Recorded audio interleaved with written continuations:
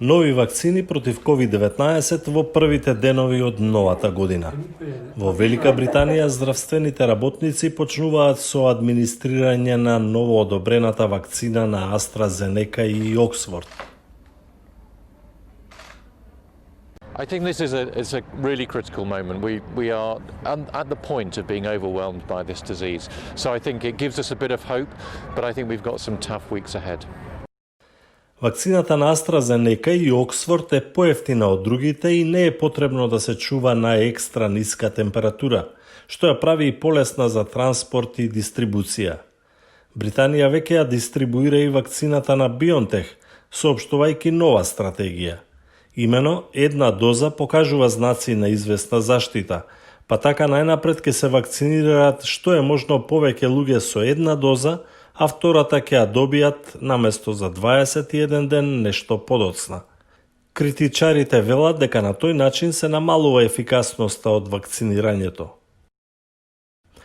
Индија и Кина одобрија домашни вакцини, но во Индија е одобрена и вакцината на AstraZeneca, а се очекува и зелено светло за руската Спутник. Индија со 10 милиони случаи на COVID-19 е втора во светот зад Соединетите држави. Вакцината на кинески Sinopharm во Кина веќе ја примиле над 3 милиони луѓе и ќе биде бесплатна за сите кинези. Во Соединетите Американски држави дистрибуцијата на двете одобрени вакцини се одвива со потешкотии.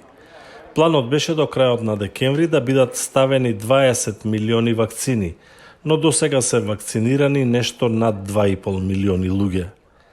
Научниците идентификуваа и нова варијанта на COVID-19, најнапред во Велика Британија, а потоа и во Соединетите Американски држави.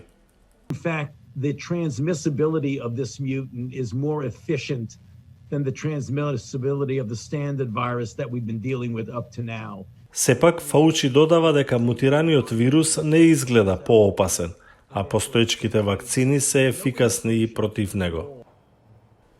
И во други земји се откриени мутации од вирусот, како на пример во Јужна Африка и во Нигерија, но се уште не е јасно дали се тие доминантни во тие земји.